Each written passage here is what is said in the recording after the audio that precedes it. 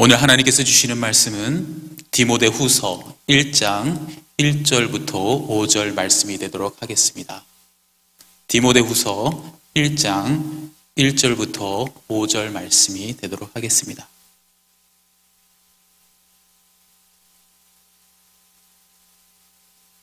다 같이 찾으셨으면 우리 각자 계신 처소에서 한 목소리로 합독하도록 하겠습니다. 하나님의 뜻으로 말미암아 그리스도 예수 안에 있는 생명의 약속대로 그리스도 예수 사도된 바울은 사랑하는 아들 디모데에게 편지하노니, 하나님 아버지와 그리스도 예수 우리 주께로부터 은혜와 긍휼과 평강이 내게 있을지어다. 내가 밤낮 간구하는 가운데 쉬지 않고 너를 생각하여 청결한 양심으로 조상적부터 섬겨오는 하나님께 감사하고, 내 눈물을 생각하여 너 보기를 원함은 내 기쁨이 가득하게 하렴하니니, 이는 내 속에 거짓이 없는 믿음이 있음을 생각함이라. 이 믿음은 먼저 내 외조무 로이스와 내 어머니 유니게 속에 있더니 내 속에도 있는 줄을 확신하노라. 잠시 기도하겠습니다. 하나님 아버지, 감사합니다. 이 이른 새벽에 하나님께서 하나님의 귀한 백성들을 깨워주시고, 이 시간 말씀 앞에 또 말씀을 붙잡고 영원하신 언약의 말씀을 붙잡고 우리가 간구하는 귀한 기도의 제목들을 주님 앞에 아뢰는 이 시간, 하나님 아버지 함께하여 주시고, 특별히 성령께서 전한 자의 입술이나 듣는 자의 귀를 주님께서 붙잡아 주셔서 성령님께서 귀하게 말씀 주시는 이 모든 말씀을 잘 깨달아 알 수 있도록, 특별히 우리 마음판에 새기고 떠날 수 있도록 아버지를 함께하여 주시옵소서. 이 모든 말씀 우리 주 예수 그리스도를 받들어 기도드렸습니다. 아멘. 자, 오늘의 말씀은 시작이 우리 사도 바울이 우리 어린 디모데에게 편지하는 내용입니다. 위로하는 내용이기도 하고요, 격려하는 내용이기도 하고요, 또 선배 목사로서 또 이렇게 조언도 해주는 말씀입니다. 모든 걸 앞서서 인사를 드리게 되죠. 특이한 것은 우리가 사도 바울을 보면 많이 느끼는 것 중에 하나지만 진취적인 사람입니다. 말씀 앞에서는 정말 청렴결백하고 순수하고 열정을 가지고 하나님의 복음을 전하겠다라는 사명을 가지고 아주 진취적인 사람인데, 그래서 어떻게 보면 참 사랑이 없는 사람인가, 참 일을 너무 열심히 하시는 아버지들을 보면 가정이 소홀하실 때가 있잖아요. 뭐 그런 건 아니겠지만 그렇게 비춰질 때가 있습니다. 그러다 보면 오해의 소지가 상당히 많은데, 오늘의 말씀을 들어보면 사도 바울은 그렇게 냉정한 사람이 아니구나, 어떻게 보면 좀 사랑이 참 많으신 분이구나 라는 걸 깨달을 수가 있어요. 후배 목사 우리 디모데에게 시작부터 감동을 선사해요. 저는 참 부럽더라고요. 이런 영적인 선 후배가 있다는 것이 상당히 부럽습니다. 저는 여러분들도 인생 가운데에 영적인 선 후배가 있었으면 하는 바람을 가져봅니다. 오늘의 말씀도 그런 맥락에서 좀 전하고 싶은데요. 사도 바울은 디모데를 보면서 밤낮 간구하고 쉬지 않고 우리 디모데를 생각합니다. 얼마나 아름답습니까? 그러한 사람이 내 주위에 있다라는 걸, 나를 바라보며 기도하는 사람이 있다라는 건 참 큰 축복이지요. 우리 하나님께 감사하고, 결론적으로는 그럽니다. 몹시 그립다, 이렇게 얘기합니다. 아주 그리워요. 근데 우리 4절을 보면 이런 말씀을 해요. 사도 바울이 내 눈물을 생각하여 너 보기를 원함은 내 기쁨이 가득하게 하려면이라고. 참 어떤 목회자로서 기쁨이 있다면 내가 가르치고 또 양육하던, 혹은 하나님께서 허락해 주신 귀한 우리 어린 양들이 하나님 앞에서 성장하고 믿음 안에서 견고히 서 있을 때 그것처럼 기쁜 것은 없습니다. 그래서 성경도 말씀하잖아요. 하나님을 기쁘시게 하기 위해서는 믿음 외에는 없다고, 이 믿음 외에는 방법이 없다고 말씀하지 않습니까? 근데 기쁨이 되게 한 이유가 가만 보면 여기에 써 있어요. 5절에 뭐라고 써 있냐면 내가 너가 내가 생각할 때마다 기쁨이 되는데 그 이유는 5절 내 속에 거짓이 없는 믿음이 있음을 생각함이라예요. 거짓 없는 믿음을 내가 보니까 참 나는 기쁘구나라고 말씀하십니다. 그러면서 우리가 한번 돌아볼 필요가 있다고 생각합니다. 거짓 없는 믿음. 여러분들은 거짓 없는 믿음을 소유하고 계십니까? 참 궁금하더라고요. 이 표현이 거짓 없는 믿음. 그 반대로 거짓이 있는 믿음이 있다라는 얘기 아니겠습니까? 믿음은 이때 그것이 거짓일 수도 있구나. 거짓이 없는 믿음이 참 필요하구나라는 생각을 합니다. 그래서 우리 많은 사람들은 내 스스로가 믿음이 있다고 생각하시고 여기시는 분들이 꽤 많습니다. 뭐 잘못됐다고 말씀드리는 건 압니다. 그러나 여러분 속으로 깊이 그래 나는 평생의 교회를 다녔어. 그리고 성경 말씀을 너무 많이 읽었고 또 웬만한 성경 공부는 다 해봤어. 그래서 정말로 나는 믿음이 있어. 내가 아무리 봐도 참 믿음이 있는 것 같아 라고 여겨지는 사람들이 있다면 제가 베드로의 사례를 한번 들어드리고 싶어요. 베드로는 수제자 중에 수제자였습니다. 예수님 주위에 있는 측근 인터코어에 있던 베드로하고 요한, 야고보 3명 인터코어에 있던 아주 중요한 수제자 중에 하나예요. 그리고 여러분도 아시는 것처럼 베드로는 정말 과격하고 급한 성격이 있지만서도 하나님의 말씀 안에서 아주 강한 믿음을 보여주긴 했어요. 그래서 때로는 나를 누구라 사람들이 그러느냐라고 물어봤을 때에는 아주 귀한 고백을 하죠. 주는 그리스도시요 살아계신 하나님의 아들이시니라 라는 어떤 우리가 정말 어떻게 성경에 아주 맥락을 잘 잡고 이렇게 정의를 잘 이루는 그런 사례도 봤고요. 심지어는 이 세상에서 한 번도 있어 본 적이 없는 무리를 걷는 사건까지 생겨나요. 그러니 베드로가 봤을 때는 얼마나 스스로 믿음이 있다고 생각하겠습니까? 그런데 사건은 예수님께서 잡히시던 날 주님께서 말씀하십니다. 베드로야, 너는 스스로 어떻게 생각할지 모르지만 너 나를 3번 부인할 거야 라고 말씀하세요. 그때 베드로는 어마어마한 만회했을 겁니다. 아니 주님, 나는 어떤 제자입니까? 주님, 왜 저 이렇게 기억 안 나십니까? 주님이 어떤 분이신지 그걸 명백하게 제가 말을 하지 않았습니까? 또 다른 제자들이 다 두려워 벌벌 떨 때 나는 주님이라는 것을 알고 주님이 주님이시면 나를 오라 하셔서 무리로 명하셔 오라 하셔가지고 무리를 거르던 제자 아닙니까? 제가 그 정도입니다. 그 정도 라고 생각할 수 있지 않겠습니까? 그러나 주님은 아시고 얘기했어요. 아니다. 너는 나를 3번 부인할 것이다. 우리 강하게 반발하죠. 베드로는 강하게 반발합니다. 그러나 우리는 결론은 잘 알고 있지요.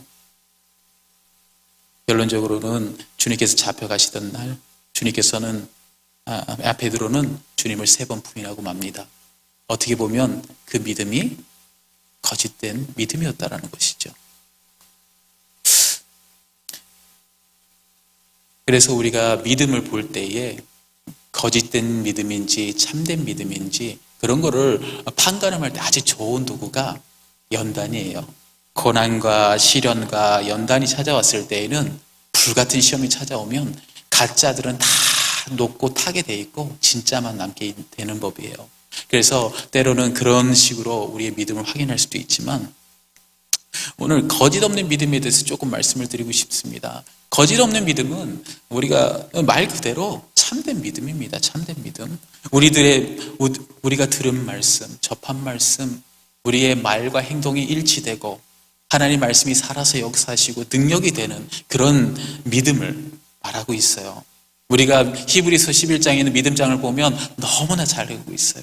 근데 중요한 것은 우리가 어떻게 가질 수 있느냐가 중요한 겁니다. 우리는 이러한 믿음들을 상당히 많이 들어왔어요. 정말 아들을 바치는 믿음, 사람들은 다 손가락질해도 그냥 주님의 말씀 위해서 배를 짓고, 너무나 많은 믿음의 조상들을 바라보면 그것이 정말 참된 믿음이라는 건 알 수가 있어요. 깨달을 수가 있어요. 그러나 문제는 정작 그 믿음이 내 믿음이 왜 되지 못했느냐는 겁니다. 왜 우리는 그런 믿음을 갖지 못했냐는 것을 우리가 한번 돌아볼 필요가 있어요. 어떻게 거짓 없는 믿음을 가질 수 있을까요? 디모데는 어떻게 갖게 되었습니까? 성경은 우선순위를 먼저 가르쳐주고 있어요. 사도 바울은 그 대답을 시작을 바로 가정에서 찾았어요. 그렇죠?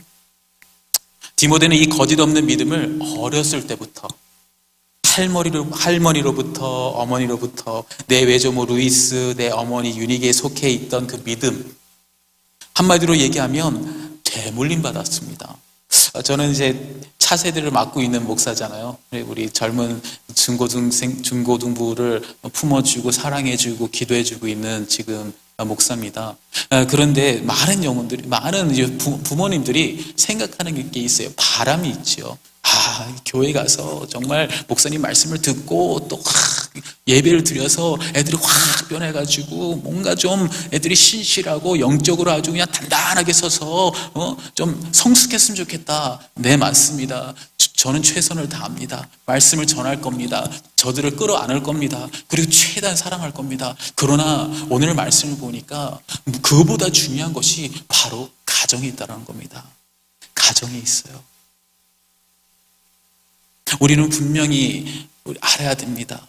교회가, 학교가 다른 외부에서 가르침을 받을 수 있고 영향력을 받을 수 있지만 가장 영향력이 가장 큰 곳은 바로 가정입니다. 우리 부모로서 자녀들에게, 부모로서 우리 다음 세대에게 전해줄 수 있는 것은 바로 믿음인 것입니다. 믿음의 유산이 상당히 중요해요. 여러분 웃을지 모르지만 제게는 아직까지 자녀가 없습니다. 나중에 기회가 되면 간증을 많이 하겠지만 저에게는 아직 자녀가 없습니다. 그래서 저는 기도 제목 중에 하나가 하나님 믿음의 대회를 있게 하여 주시옵소서라는 기도 제목이 있고요. 그리고 거기에 더 얹혀서 하나님 믿음의 명가가 되게 하여 주시옵소서, 이 기도 제목이 있어요.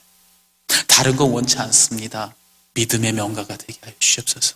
하나님께서 믿음의 가정이 되게 하시고 믿음의 명가가 되게 하셔서 이 세상에 좁은 문 좁은 길로 가다 하나님께서 기뻐하시는 귀한 종이 가정이 되게 하여 주시옵소서. 그것이 저의 기도 제목이었습니다. 저도 어머님이 있습니다. 어머님의 귀한 기도와 어떤 본보기로 제가 많은 걸 깨달았어요. 정말 중고등학교 때 제가 등교하기 전부터 골방에서 말씀 읽으시고 제가 다시 학교에서 돌아오면 그 방 그 자리 그대로 기도하고 계십니다. 그걸 보고 저는 의아했어요. 어떻게 저럴 수가 있을까? 그러나 그것이 전부가 아니었습니다. 우리 어머님은 아주 성격이 급하신 분이세요. 그런데도 불구하고 하나님을 만나고 바뀌는 순간이 전 눈을 보기 시작했습니다. 손해를 보기 시작하십니다. 아니 왜 손해를 보시지? 손해를 보기 시작합니다. 그러면서 깨닫게 됩니다.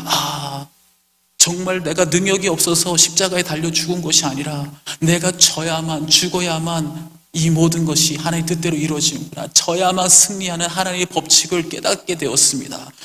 그래서 많이 배웠습니다. 그러나 여러분, 그래서 많은 여러분들 그래요. 저는 그런 부모가 없습니다. 저는 처음이에요. 영적인 개척자예요. 걱정하지 마세요. 제가 그런 영향력을 받았지만 그 영향력은 그저 우리 어머님 하나님을 만나고 경험했을 뿐입니다. 제 믿음이 되지 않았습니다. 거짓 없는 믿음을 갖기 위해서는 중요한 게 하나 있습니다. 그 중요한 것은 바로 나의 하나님을 만나는 겁니다. 성경은 분명히 말하고 있어요. 아브라함의 하나님, 이삭의 하나님, 야곱의 하나님. 저는 부모님 곁에서, 어머님 곁에서 우리 어머님의 하나님을 보고 체험하고 배웠습니다. 그러나 그것이 그저 저에게는 지식으로 남아있었지 저에게는 거짓 없는 믿음이 되지 못했어요. 그러나 어느 순간 어머님의 하나님에서 하동호 목사의 하나님으로 바뀌는 그 순간에 저에게 거짓 없는 믿음이 생기기 시작했습니다. 거짓 없는 믿음을 여러분 가지기를 원하는데 그거 다시 참 어려워요. 그죠? 어떻게 하면 거짓 없는 믿음을 또 갖나? 알겠다. 정말 나도 하나님을 만나고 정말 나의 하나님이라고 정말 부르짖고 싶다. 기도할 때 정말 그냥 하나님 아버지라고 하지 않고 나의 하나님이라고 기도하고 싶다. 이라고 하신 분들은 제가 말씀을 드리겠습니다. 에베소서 2장 8절 말씀이 있습니다. 뭐라고 말씀하시냐면 너희는 그 은혜에 의하여 믿음으로 말미암아 구원을 받았으니 이것은 너에게 난 것이 아니요 하나님의 선물이라. 하나님의 선물, 믿음은 하나님의 선물입니다. 구원은 하나님의 은혜입니다. 모든 것이 하나님의 은혜요 하나님의 선물입니다. 그렇기 때문에 우리가 아무리 경험하고 내가 보고 깨닫는다고 해서 그것이 믿음이 되는 것이 아니라 제가 말씀드린 것처럼 하나님을 전적으로 만나고 나의 하나님이 되고 그것이 바로 하나님의 선물을 받았을 때입니다. 여러분, 믿음은 내가 많이 배워서 갖는 것이 아닙니다. 지금도 정말 오래 다니신 분들하고 말씀드리죠. 때로는 그런 말씀에 내가 믿음인지 모르겠어 라고 말씀하시는 분이 있습니다. 왜 그럽니까? 나의 하나님 되지 못했습니다. 하나님의 선물을 받지 못했습니다. 믿음은 지식이 아닙니다. 믿음은 내가 가지고 있는 본 거, 배운 것이 아니다. 믿음은 살아서 역사신 하나님 내 안에 들어온 것을 알고 지각하는 순간 능력이 되어 나타나는 것을 그걸 믿음이라고 얘기합니다. 그러면 어떻게 합니까? 어떻게 합니까? 변화산에서 내려오신 주님께서 귀신 들린 아이의 아버지를 만납니다. 귀신 들린 아이의 아버지가 주님께 나와서 이렇게 얘기해요. 그대의 제자들이 아무리 노력해도 귀신을 쫓지 못했다. 그러니 무엇을 할 수 있거든. 우리를 불쌍히 여겨주셨어. 주님이 뭐라고 하십니까? 할 수 있거든이 무슨 말이냐? 믿는 자에게는 능치 못함이 없느니라. 아멘. 그렇게 말씀하셨어요. 그리고 나서 아버지의 대답을 한번 보십시오. 아버지가 이렇게 대답합니다. 내가 믿나이다. 믿음 없음을 도와주소서. 믿음 없음을 도와주소서. 내가 주변에 주님께서 하신 일을 다 보고 난 믿었는데 나의 하나님이 되지 못했습니다.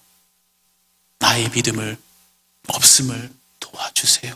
그 기도가 필요한 것입니다. 우리가 수많은 기도를 우리가 간구를 했어요. 구할 것이 너무 많아요. 그러나 오늘 아침에 제가 여러분께 한번 부탁드리고 함께 기도하고 싶은 것이 있습니다. 하나님, 내 삶에 변화가 없습니까? 마치 베드로가 그렇게 허언장담했지만 시련과 고난이 다가오고 코로나가 오자마자 왜 갑자기 무기력해지고 내 믿음은 어디에 온데간데 없는 것 같고 왜 그러지라고 느껴질 때가 있습니까? 이 시간 구해야 합시다. 우리 구해야 합니다. 하나님 아버지, 주님을 믿습니다. 그동안 본 것이 많습니다. 경험한 게 많습니다. 배운 게 많습니다. 그러나 나의 하나님이 이 시간 되어주시옵소서. 이 시간 나의 하나님이 되어주시옵소서. 내가 믿나이다. 그러나 믿음 없음을 도와주소서.